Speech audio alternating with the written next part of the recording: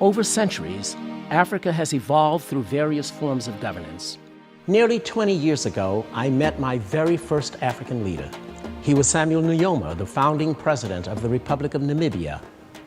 Almost exactly 10 years after I met President Nujoma, I met with Joachim Chissano, second president of the Republic of Mozambique. Chissano told me that if I really wanted my students to understand democracy in Africa, I should bring them to Mozambique while elections were taking place the following year. So in 2009, I began doing precisely that, starting with national elections in Mozambique and continuing in several African countries over nearly a decade. My students saw this and expressed it best. We debate about government involvement and healthcare and how we don't want our government to do this, we don't want our government to do that. In Botswana, we saw that the ARVs for people infected with HIV were provided for free because the state felt that it was its duty and responsibility to take upon such matters. So maybe we have it backwards.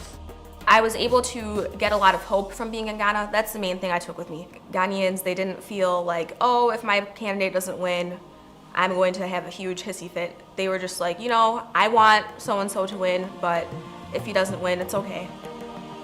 My real interest was to find out what Africans themselves, particularly the leaders, thought about how things were changing in African governance.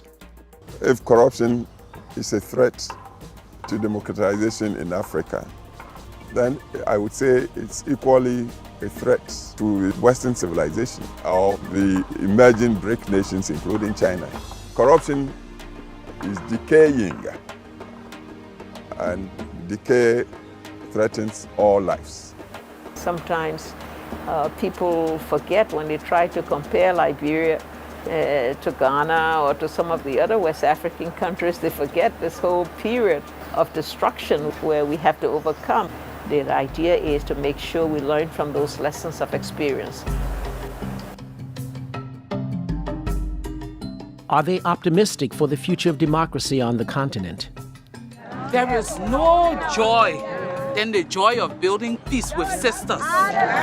No one has experienced this joy until you form a movement like this one. It's sincere, it's genuine, there is no fakeness in it. It's all about Liberia.